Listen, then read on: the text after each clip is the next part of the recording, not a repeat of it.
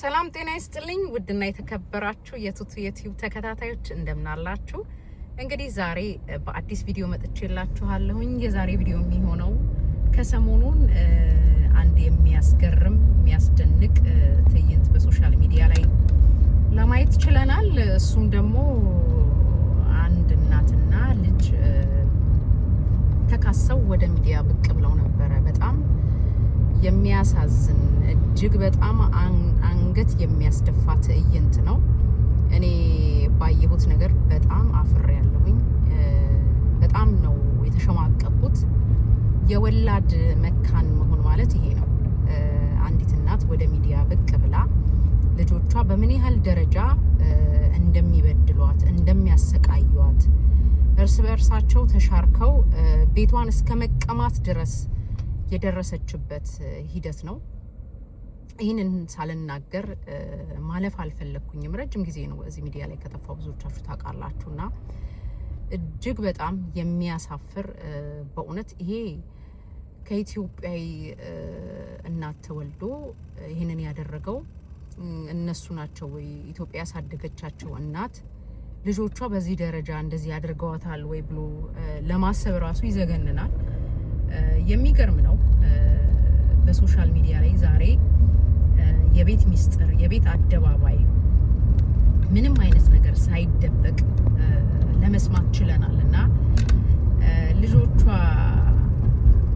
አንድ ላይ ሆኖ ተባብረው እናትየውን በምን ያህል ደረጃ እንዳጠቋት እጅግ በጣም የሚያሳዝን ነገር ነው። ሀቢባ ቤት 50,000 ሰው በተሰበሰበበት እናትና ልጅ ተገናኝተው አውርተዋል። በተቻላት መጠን ሀቢባ ሁለቱን ለማግባባት ሞክራለች፣ ግን የሚቻል ሁኔታ አይደለም። ልጅቷ ዱባይ የምትኖረው አንዲት ልጃቸው ከዚህ በኋላ እኔ እናቴ ብዬ አልጠራሽም፣ እናትም የለኝም ረስቼሻለሁኝ ብላ እናቷን በዛ ሁሉ ሰው መሀል በተሰበሰበው ውስጥ በሚገርም ንግግር በሚያሳፍር ምን በሚገርም አንገት በሚያስደፋ ስትናገራት ነበርና እኔ በጣም ነው ያፈርኩት። በጣም ነው የተሸማቀቁት። የእውነት ነው የምላችሁ። እናትየው በጣም በብዙ ስቃይ እንዳለፈች ብዙ ችግር እንዳሳለፈች መናገር ይቻላል። ምንም ጥርጥር የለውም። ቤት ውስጥ የሚናገሯት ነገር በጣም አሳፋሪ ነው። ቤት ውስጥ እቃ እንኳን ስትጠቀም የኛን እቃ አትጠቀሚ፣ የኛን ፍሪጅ አትጠቀሚ። እንግዲህ አስቡት፣ እናታችሁ የወለደቻችሁ 9 ወር ሙሉ ተሸክማ ደፋ ቀና ብላ በስንት ጭንቅ ውስጥ ያሳለፈችን እናት በዚህ ደረጃ ማሸማቀቅ። ከወንድ ጋር ትተኝ ነበረ፣ ከወንድ ጋር አብረሽ እኛን ቁጭ አድርገሽ ሌላ ወንድ ይዘሽ ጎረምሳ ይዘሽ ታመጪ ነበር እኛን በምታሳድጊበት ሰዓት።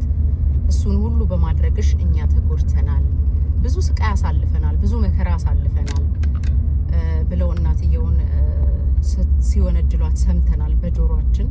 እጅግ በጣም የሚዘገንን የሚያሳፍር፣ ዛሬ ላይ ምን እየሆነ እንዳለ ምን እየተደረገ እንዳለ ሁሉ ይገርማቸዋል። ባልና ሚስቶች ሲጣሉ ወደ ሚዲያ፣ እናት ከልጅ ስትጣላ ወደ ሚዲያ። ድሮ እኛ የራሳችን ባህል የራሳችን አስተዳደግ በጣም የሚያኮሩ በጣም ደስ የሚሉ ባህል ያለን ሰዎች፣ ዛሬ ላይ ግን ቤተሰብ ሲጣላ የሚመጣ ወደ ሚዲያ ሆኗል። እና ያው እንግዲህ እንደተናገረችው እናትየው በመጀመሪያ ወደ ሚዲያ የመጣችበት ምክንያት ቤቴን ስለተቀማሁኝ ፍትህ ለመጠየቅ ነው የምትለው። ግን በተቻለ መጠን እንደኔ ሀሳብ የቤት ገመናዎች ቤት ውስጥ ቢቀሩ፣ ለሌላ ሰው ለሶስተኛ ሰው አሳልፈን ባንሰጣቸው ነገ የመታረቅ ቻንሳችን በጣም እየጠበበና ጸባችን እየሰፋ እንደሚመጣ ነው የሚታየኝና ባየሁት ነገር የእውነት ነው ብላችሁ አፍሬያለሁኝ። በጣም ነው የተሸማቀቅኩት። እናት ባሳደገች 9 ወር ሙሉ በማህፀኗ ተሸክማ ወገቧ እየተንቀጠቀጠ በስንት ስቃይና መከራ አሳድጋ ለእናት ምላሿ ይሄ ሲሆን እጅግ በጣም ያሳፍራል። ብዙ ነገሮች ሰምተናል፣ ብዙ ነገሮች አይተናል። እዚህ ጋር በዘረዝራቸው የማያልቁ ናቸው፣ ሰዓት አይበቃኝም። ግን ከታዘብኳቸውና ከተረዳኋቸው መካከል ሚዲያ ላይ መውጣት ከጥቅሙ ጉዳቱ እንደሚያመዝን ነው የታየሁት። እኛ አንድ ነገር ቤታችን ውስጥ ሲፈጠር በተቻለ መጠን ቤታችን ለማስቀረት ብንሞክር ከዚህ ከልጅና ከእናት መሀል ምን ተማረን?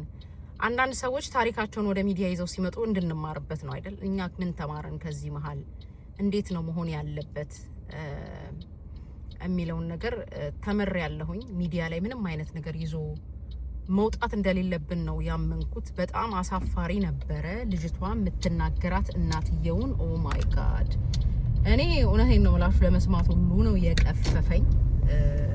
ብዙ ነው ያሏት እና እንግዲህ ለዚች እናት እኔ ፍትህ ጠይቃለሁኝ። ፍትህ ይገባታል። ቤቷ ልጆቿን ያለማንም ረዳት ከማንም ውጪ ሆና ብቻዋን ተሰቃይታ ያሳደገችው ናት። አባታቸው በስደት ጥሏቸው ሄዶ ከተመለሰ በኋላ ቤቱ የባለቤትነት ለኔ ይገባኛል ብሎ ነው ቤቱ ሊወረስባት የተቻለችውና በቲፎዞ ነው። አንድ ቀን ሀቋ ይወጣላታል፣ ፈጣሪ ሀቋን ይመልስላታል ብዬ አስባለሁኝ። አዝኛለሁኝ በሆነባት በደረሰባት ነገር።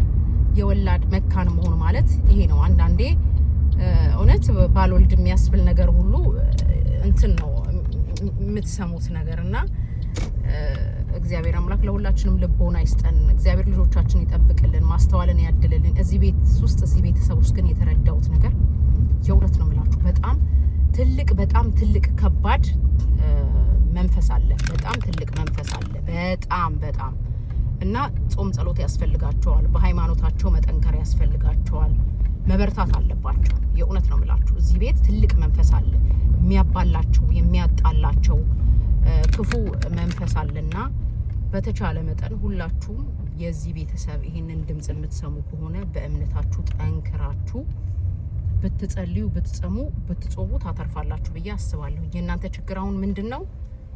በቃ ሰይጣን አለ፣ ከባድ ሰይጣን ቤታችሁ ውስጥ አለና እሱን ነገር ደግሞ ለማስወጣት በእምነታችሁ ብቻ መጸለይ ነው። ልጅ ግን በዚህ ደረጃ አይነሳባችሁ። የወለዳችሁት ይባረክ። ቱቱዬ ነኝ። ቪዲዮን ላይክ አድርጉ።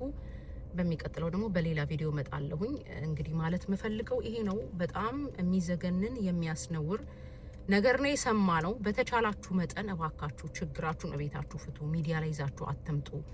ትርፉ ለቲክታከርና ለሪከርደር እራት መሆን ነው። የሰው ቤት ማስተዳደር ነው ትርፉ። ከዚህ ምንም የምታተርፉት ነገር ያለ አይመስለኝም። ገመናችሁን፣ የባላችሁን፣ የእህታችሁን፣ የእናታችሁን፣ የቤተሰባቻችሁን ገመና ይዛችሁ አደባባይ አትውጡ። እኛ ጥሩ ባህል ያለን በሽምግልና የምንዳኝ አባቶች ያሉን የእምነት አባቶች ያሉን ብዙ በጣም ድንቅ የሆነ ታሪክ ያለን ሰዎች ነን እና ያንን ባህላችን የድሮ ባህላችን እየጠበቅን ብናስቀጥል ባይ ነኝ።